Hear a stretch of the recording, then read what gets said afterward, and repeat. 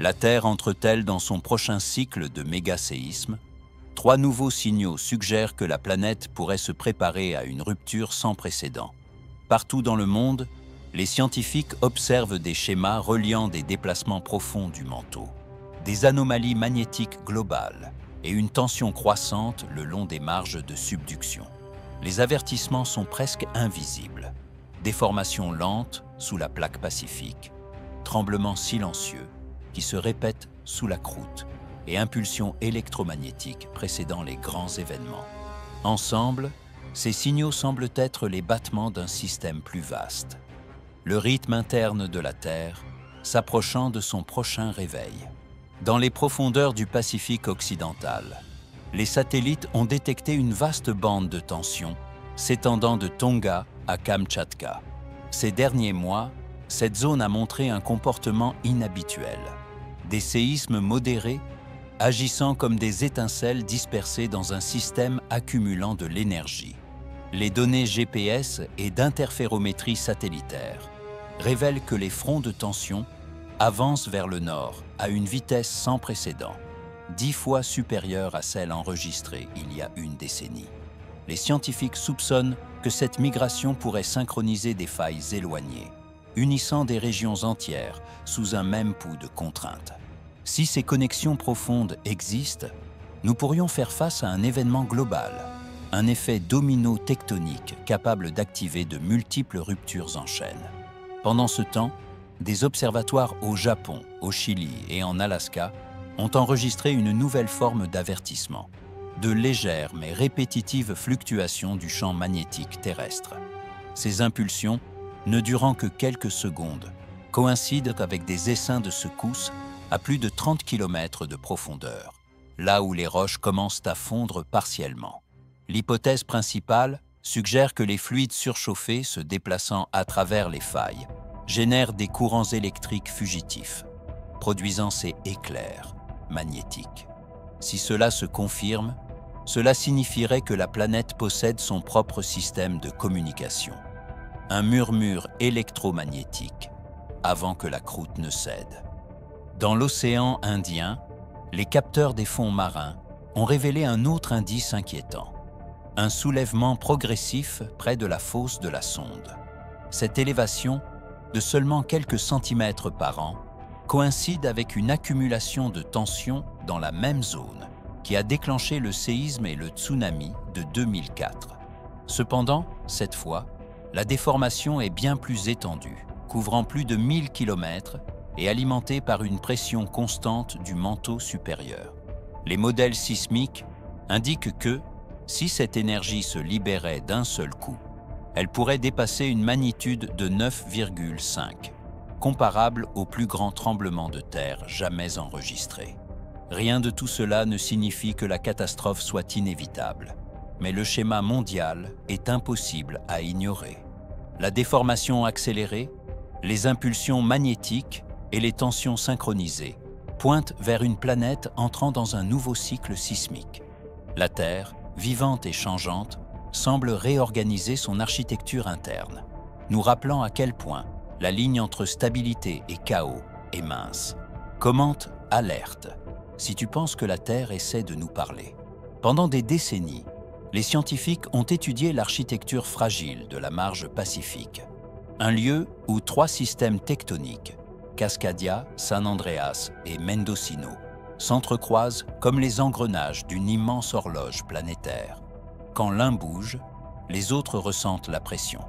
Ce réseau de failles n'est pas une carte figée, mais un organisme vivant qui transmet les tensions à travers la croûte, comme un murmure entre géants. Le danger ne réside pas seulement dans une rupture isolée, mais dans la conversation qui pourrait suivre, la possibilité qu'un tremblement de terre en réveille un autre. Des modèles récents des réseaux sismiques de Californie et de Washington ont révélé quelque chose d'aussi fascinant qu'inquiétant. Des micro-séismes synchronisés entre les segments nord de San Andreas et sud de Cascadia. Ces vibrations subtiles, imperceptibles pour les humains, pourraient représenter un couplage mécanique entre les deux zones de faille. En termes pratiques, cela signifie que lorsque Cascadia se bloque ou glisse, San Andreas en ressent l'écho, et inversement. Si le système de Mendocino agit comme un pont, la tension pourrait se transmettre à travers la croûte en quelques minutes, déclenchant une chaîne de rupture s'étendant de l'île de Vancouver à la baie de San Francisco. Les géologues soulignent un précédent troublant. Le séisme de Cascadia de 1700 et le tsunami orphelin, enregistré au Japon, furent suivis de décennies d'activités sismiques accrues le long de la ceinture de feu du Pacifique. Un signe que ces systèmes peuvent partager de l'énergie à l'échelle planétaire. Aujourd'hui, les cartes de déformation GPS montrent que les forces de compression et de cisaillement augmentent à un rythme jamais observé auparavant. La triple jonction de Mendocino, ce point turbulent où trois plaques se rencontrent, vibre avec un tremblement harmonique. Le même type de signal qui précède souvent une intrusion magmatique ou un glissement profond. C'est comme si la croûte fredonnait sous la pression, un avertissement muet sous le bruit de la vie quotidienne. Dans la région de la baie, les implications sont personnelles. Routes, canalisations et câbles à fibres optiques traversent la cicatrice de la faille. Les urbanistes simulent ce qui se passerait si une rupture avançait vers le nord depuis San Francisco et se combinait avec un événement simultané à Cascadia. Le résultat ne serait pas une seule catastrophe, mais une séquence. Incendie, tsunami, liquéfaction et effondrement des infrastructures. Chaque maillon alimenterait le suivant. Les équipes d'urgence admettent qu'aucune ville n'est prête pour un événement multifaille. Nous planifions pour le connu, a déclaré un ingénieur de la FEMA. Mais cela serait l'inconnu, devenu réalité. Pendant ce temps, la mer continue de monter et la zone de subduction de se tendre. Chaque millimètre d'effort, chaque année sans rupture, ajoute du poids à l'inévitable. Si Cascadia se brise, il se peut qu'elle ne le fasse pas seule. L'idée autrefois théorique, une rupture continentale connectée, se rapproche dangereusement du domaine du probable. Commente faille.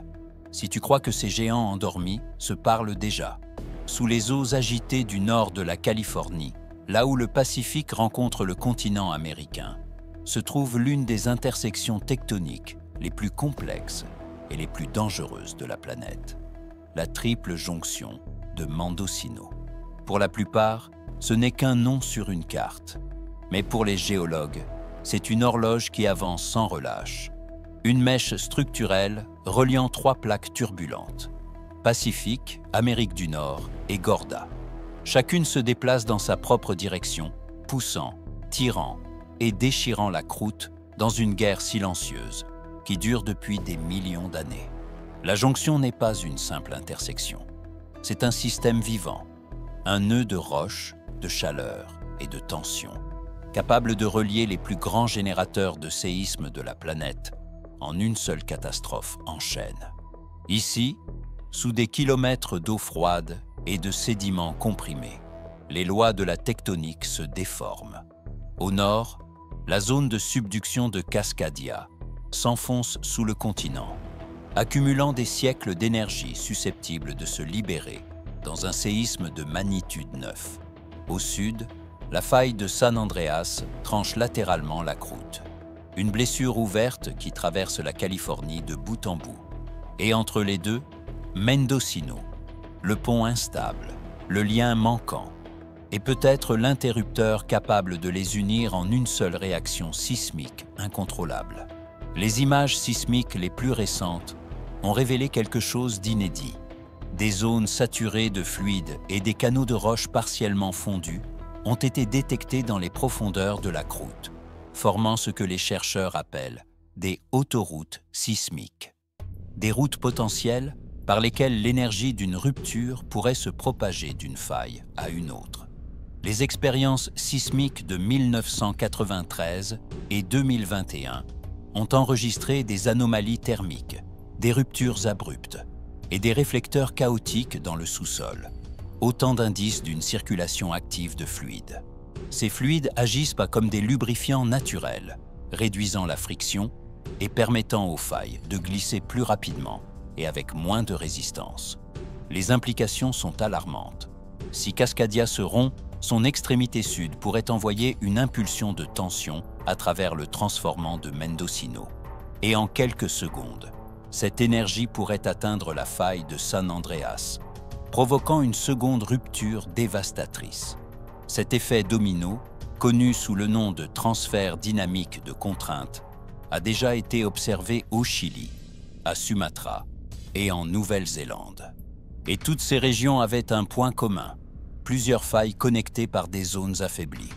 Mendocino réunit tous ces ingrédients, mais à une échelle encore plus vaste. Les archives géologiques racontent la même histoire.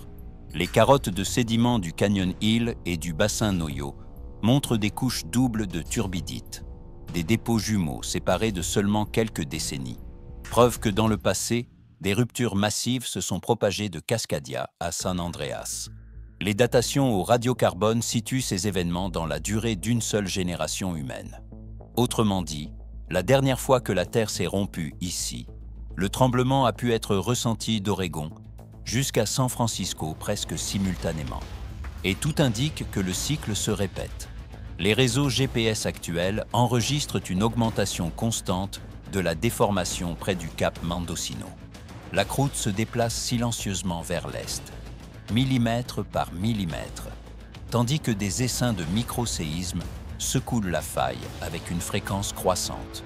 Sous cette zone instable, le manteau terrestre remonte plus près de la surface que n'importe où ailleurs sur la côte ouest, injectant chaleur et fluide qui affaiblissent encore davantage les roches. Chacun de ces facteurs est une étincelle attendant le bon détonateur. Mais le danger n'est pas seulement scientifique, il est aussi humain.